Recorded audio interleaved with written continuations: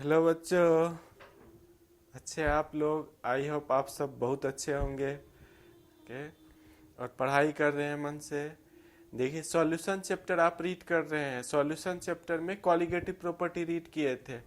आज के क्लास में देखेंगे abnormal colligative property. Abnormal colligative property, यहाँ वर्ड ही आगे देखिए लग गया। एबनॉर्मल मीन्स जो नॉर्मल कॉलिगेटिव प्रॉपर्टी है उससे चेंज होगा। तो चेंज कब होगा? कॉलिगेटिव प्रॉपर्टी किसको बोलते हैं? कॉलिगेटिव प्रॉपर्टी क्या होता है? Those property which depends upon number of moles of solute particles. Colligative property number पे डिपेंड करता है, और यदि नंबर ही चेंज हो जाए तो कॉलिगेटिव प्रॉपर्टी चेंज हो जाएगी। That is called abnormal colligative property. और ये होता है आपका डिसोसिएशन और एसोसिएशन के केस में। जब सॉल्यूट पार्टिकल क्या होता है, टूटने लगता है या सॉल्यूट पार्टिकल जुटने लगता है, तो उस केस में क्या होता है, कॉलिगेटिव प्रॉपर्टी चेंज हो जाता है। That is called abnormal colligative property, जिसको मेजर किया है van't Hoff factor. Van't Hoff scientist का नाम है, उसने एक फैक्टर दे दिया, उसके हेल्प से एबनॉर्मल कॉलिगेटिव प्रॉपर्टी को मेजर किया जाता है। तो ये सब जो पॉइंट मैंने अभी बोला, इसी को मैं मेंशन करने जा रहा हूँ। ओके, तो आप भी मेरे साथ लिखते जाइएगा। ओके, आप भी हमसे जुड़ सकते हैं। जुड़ने का तरीका पता है आपको, क्या करना है? चैनल को सब्सक्राइब कर लेना है और बेल आइकन में ऑल नोटिफिकेशन दबाना है। ओके, तो देखिए मैं आगे कंटिन्यू कर रहा हूँ। एबनॉर्मल कॉलिगेटिव प्रॉपर्टी क्या होती है? इन केस ऑफ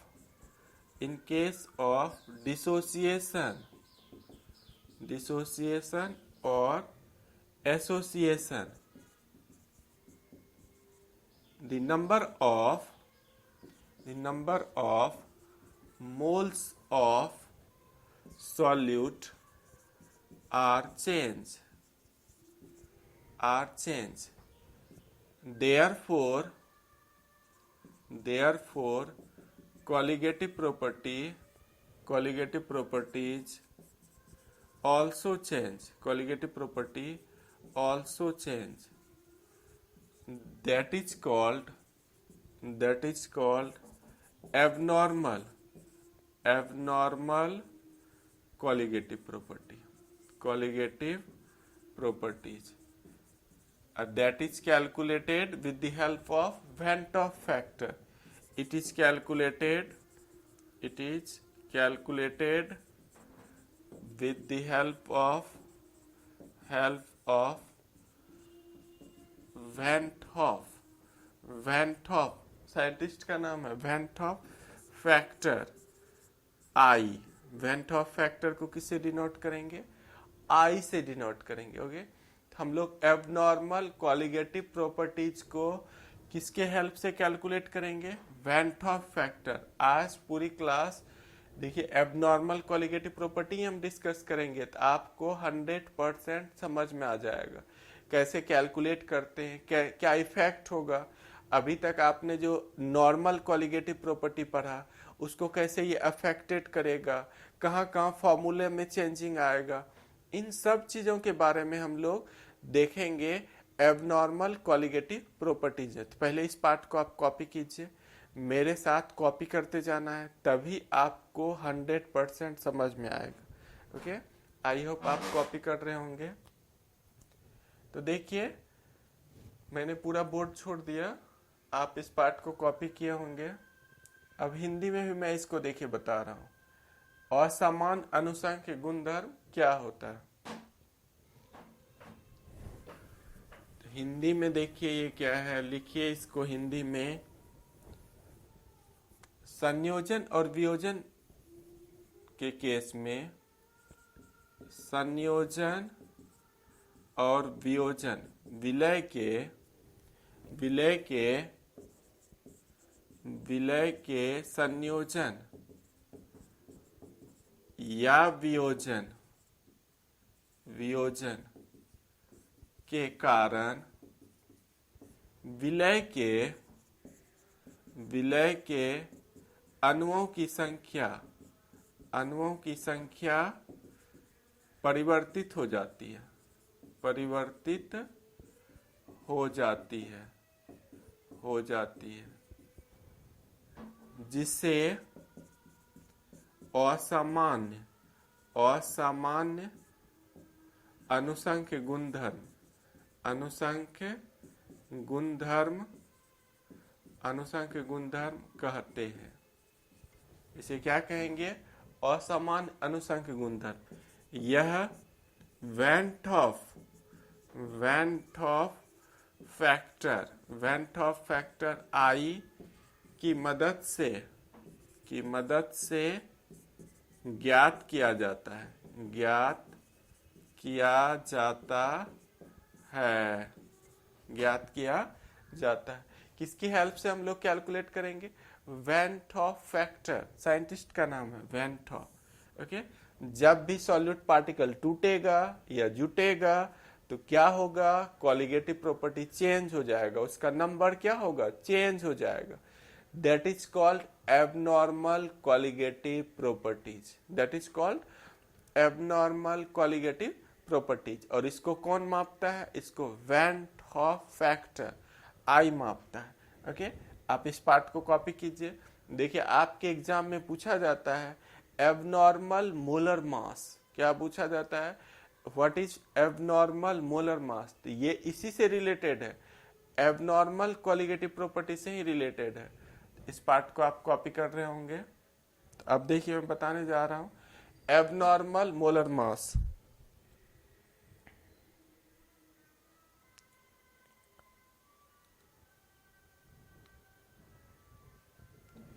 इसके बाद का देखिए टॉपिक है एबनॉर्मल मोलर मास क्या होता है।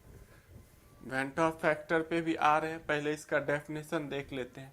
एबनॉर्मल मोलर मास, असामान्य, असामान्य मोलर द्रव्यमान, मोलर द्रव्यमान क्या होता है ये? इन case of, in case of association और डिसोसिएशन, और dissociation calculated molar mass, calculated molar mass, molar mass of solute is either higher, higher or lower, lower. That is called, that is called abnormal, abnormal molar mass, molar mass means जहां भी association होगा, जुटेगा, या dissociation होगा, टूटने लगेगा, तो वैसे solute का जब हम लोग मोलर मास कैलकुलेट करेंगे तो जो नॉर्मल मोलर मास है उससे या तो हायर हो जाएगा या लोअर हो जाएगा। इसी को हम लोग बोलते हैं एबनॉर्मल मोलर मास। वो जब आप क्वेश्चन सॉल्व कीजिएगा तब ये आएगा, क्वेश्चन में पता चलेगा। इन केस ऑफ एसोसिएशन और dissociation calculated molar mass of solute is either higher और lower than normal molar mass, then normal. देखिए यहां पर थोड़ा सा ऐड करते हैं, then normal molar mass, molar mass, molar mass that is called, that is called abnormal, abnormal molar mass, that is called abnormal molar mass. Okay, I hope आप copy कर रहे हैं और समझ पा रहे हैं। जहां भी टूट जाएगा या जुट जाएगा वहां मोलर मास यदि हम कैलकुलेट करेंगे तो जो मेरा नॉर्मल मोलर मास आता है उससे या तो ज्यादा आ जाएगा या उससे क्या आएगा? कम आएगा। इसी को हम लोग बोलते हैं abnormal molar mass. I hope आप कॉपी कर रहे होंगे। In case of, in case of association और dissociation calculated molar mass of solute is either higher or lower than normal molar mass, that is called abnormal molar mass. Okay, तो देखिए इसी को हिंदी में मैं लिखने जा रहा हूं। संयोजन और वियोजन के केस में विलय के संयोजन, संयोजन या वियोजन, वियोजन के कारण उसका मोलर द्रव्यमान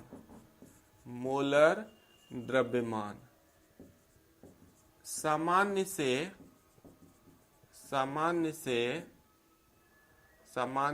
ज्यादा या कम हो जाता है। इस मोलर द्रव्यमान को इसे असामान्य मोलर द्रव्यमान कहते हैं। ओके, समझ पा रहे हैं? विलय के संयोजन या वियोजन के कारण उसका मोलर द्रव्यमान सामान्य से ज्यादा या कम हो जाता है। जितना होना चाहिए था पहले उसे या तो ज्यादा हो जाएगा या कम हो जाएगा। इसी को हम लोग क्या कहेंगे? असामान्य मोलर द्रव्यमान कहते हैं। ओके, आई होप आप इसको कॉपी कर रहे होंगे, कॉपी कर लीजिए। अब हम लोग आएंगे वेन टॉप फैक्टर कैसे कैलकुलेट करते हैं उसका फॉर्मूला लिखेंगे और उसके बेसिस पे कई सारे हम क्वेश्चंस देखेंगे।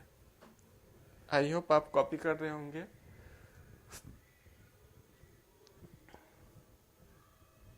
When top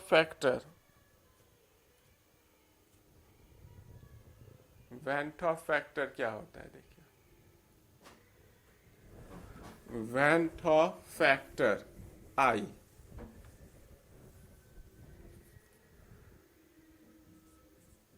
when Hoff factor इसको आई से डिनोट करते हैं। और आई इक्वल टू क्या होता है? आई इक्वल टू होता है total moles of solute after dissociation और एसोसिएशन। आफ्टर डिसोसिएशन और एसोसिएशन अपॉन में total moles of solute before dissociation और एसोसिएशन। आई इक्वल टू ये फॉर्मूला होता है। इसको हिंदी में आई इक्वल टू क्या लिखेंगे? आई इक्वल टू लिखेंगे संयोजन या वियोजन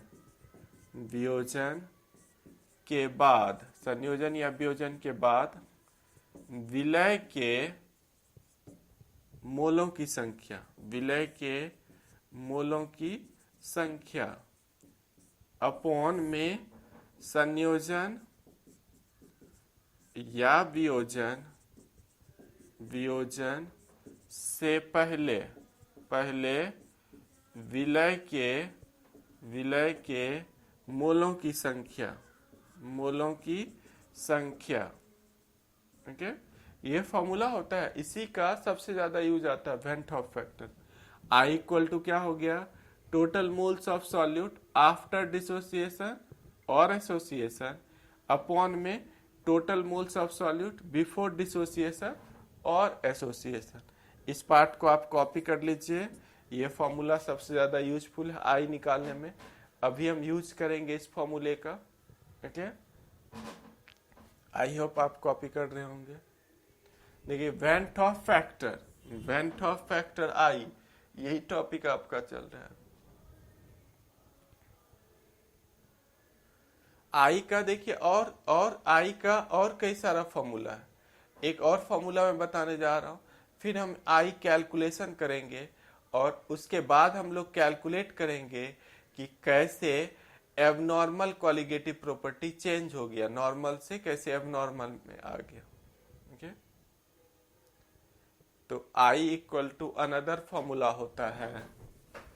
देखिए, आई का अनदर फॉर्मूला है normal molar mass upon abnormal molar मास। ये भी फॉर्मूला है आई का। आई इक्वल टू होता है सामान्य मोलर द्रव्यमान बटा असामान्य असामान्य मोलर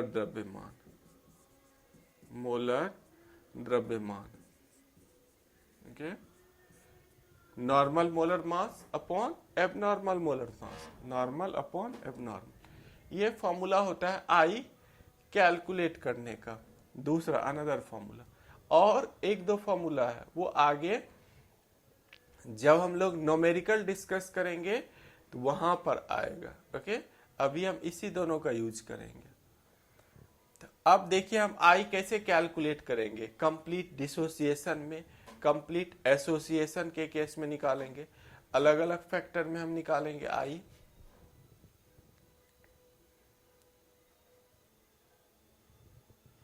तो देखिए आई मैं निकालने जा रहा हूं वेंट ऑफ फैक्टर। पहला जो केस है, इन केस ऑफ कंप्लीट डिसोसिएशन, जब पूर्णतः वियोजन होगा, पूर्णतः वियोजन के केस में, वियोजन डिसोसिएशन मीन्स होता है टूटना। जैसे NaCl लिया, NaCl देखिए 1 मोल है और ये टूट गया, इसको वाटर में डाले ये टूट गया, ये टूट गया Na plus Cl minus, water में इसको डाले तो ये टूट गया। अब ये कितना मोल हो गया, अब देख रहे हैं आप 2 मोल हो गया। ये कितना मोल हो गया, 2 मोल हो गया।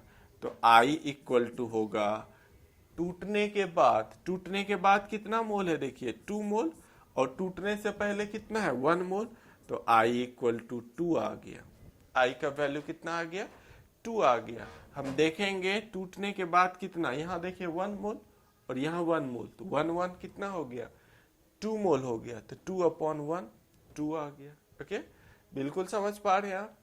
ऐसे ही आई कैलकुलेट करते हैं। और दूसरा हम एग्जाम्पल देंगे, पहले आप इसको कॉपी कीजिए। अभी हम लोग देख रहे हैं कंप्लीट डिसोसिएशन के केस में, मीन्स जब वो टूटेगा। वियोजन मीन्स होता है टूटना। आई होप आप कॉपी किए होंगे। तो देखिए दूसरा जो एग्जाम्पल मैं बताने जा रहा हूं, दूसरा है आपका Al2SO4 इसको ही वाटर में डाल दिया। देखिए एल्युमिनियम का चार्ज यहां पर है, एल्युमिनियम पर 3+ चार्ज है। एल्युमिनियम पर कितना है, 3+ चार्ज, और 2 एल्युमिनियम है तो 2 से इंटू कर दिए, प्लस SO4 का चार्ज यहां आता है, क्रॉस होता है। चार्ज का जानते हैं आप लोग क्या होता है, क्रॉस होता है। इसका चार्ज यहां आया, इसका चार्ज यहां आया, SO4 2 माइनस, और SO4 टोटल कितना है 3 है। तो टोटल मोल्स कितना हो गया आफ्टर डिसोसिएशन, तो टोटल मोल्स हो गया 5 मोल्स। टोटल कितना मोल्स हो गया, 5 मोल्स। बिफोर डिसोसिएशन कितना था, 1 मोल था। तो I इक्वल टू हो गया 5/1, ये 5 आ गया। I का आंसर कितना आ गया, 5 आ गया। तो ऐसे हम लोग कैलकुलेट कर सकते हैं I का वैल्यू। ये था आपका कंप्लीट डिसोसिएशन में। अब हम लोग देखेंगे कंप्लीट एसोसिएशन के केस में, जब वो जुटेगा, मिलेगा किसी से, तब हम लोग देखेंगे आई कैसे निकालते हैं। ओके, आई होप आप कॉपी किए होंगे।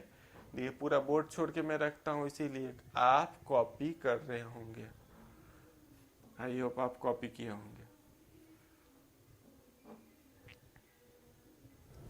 दूसरा देखिए इसका पार्ट है, दूसरा इन केस ऑफ कंप्लीट एसोसिएशन।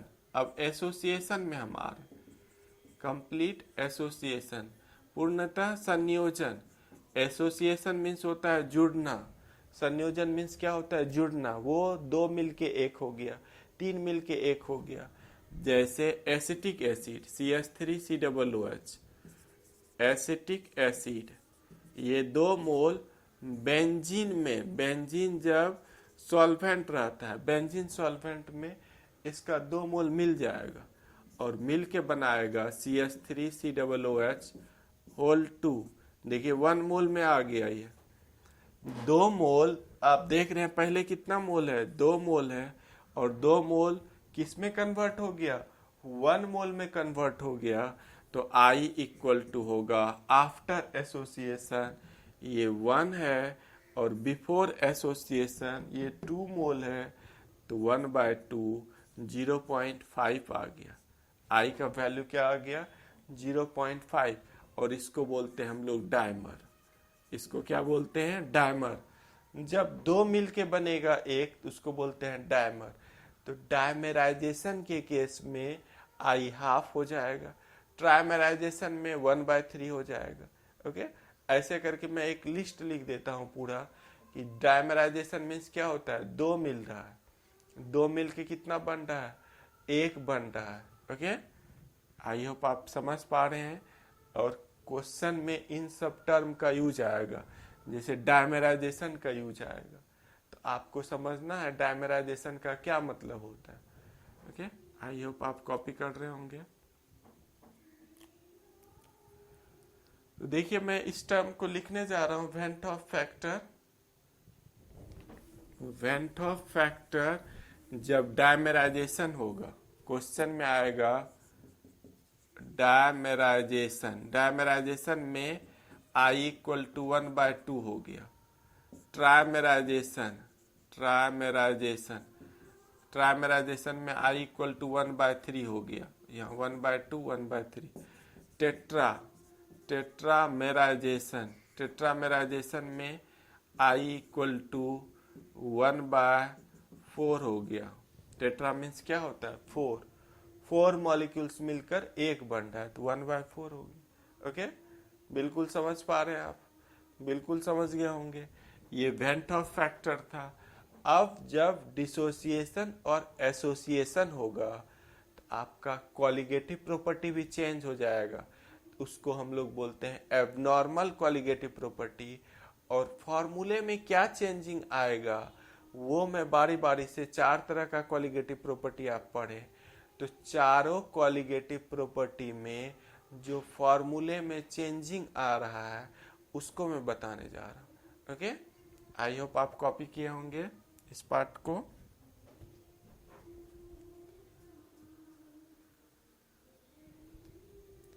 तो देखिए, मैं बताने जा रहा हूं abnormal, abnormal colligative property. Abnormal colligative properties.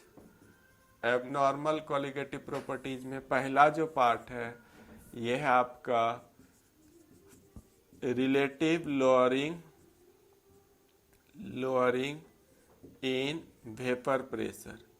Relative lowering in vapour pressure का formula P1 minus PS upon P1 equal to, आप पढ़े हैं N2 upon N1 plus N2। ये फॉर्मूला पहले पढ़े हैं आप। यहाँ पर जब ये एबनॉर्मल कॉलिगेटिव प्रॉपर्टी आएगा, तो राइट साइड I से इनटू हो गया, ये I इनटू हो जाएगा दिस।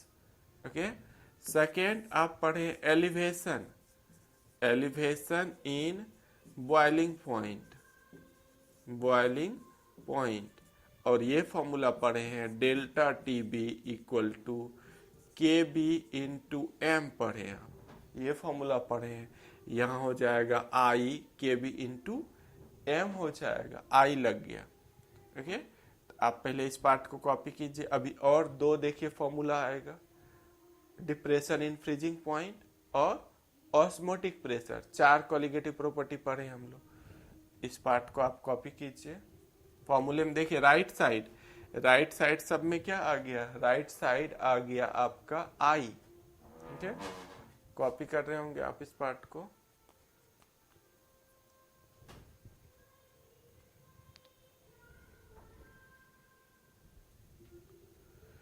तो देखिए third part, third colligative property जो है आपका, थर्ड है depression in freezing point. Third है depression in freezing point. Depression in freezing point delta TF होता है IKF इंटू M। I लग गया राइट साइड। और फोर्थ है आपका ऑस्मोटिक प्रेशर। ऑस्मोटिक प्रेशर को हम लोग पाई से रिप्रेजेंट करते हैं, और पाई इक्वल टू फॉर्मूला होता है CRT। पाई इक्वल टू क्या होता है CRT, यहाँ लग जाएगा ICRT, ये फॉर्मूला आ गया। सब में क्या हो गया, सब में राइट साइड चेंज हो गया, सब में राइट साइड क्या हो गया, चेंज हो गया। तो आज के क्लास में आपने क्या देखा, कंप्लीट डिसोसिएशन जब होगा या कंप्लीट एसोसिएशन जब होगा तब हम लोग इसका यूज करेंगे। ओके, बिल्कुल समझ पा रहे हैं आप। अब यदि पार्शियल डिसोसिएशन होगा या पार्शियल एसोसिएशन होगा तो वहां पर वैन हॉफ फैक्टर का फॉर्मूला चेंज हो जाता है, और वो होता है आपका वीक इलेक्ट्रोलाइट्स के केस में। जब वीक इलेक्ट्रोलाइट्स रहेगा, ये स्ट्रॉन्ग इलेक्ट्रोलाइट आज के क्लास में देखे वो कंप्लीट टूट रहा था, कंप्लीट जुट रहा था।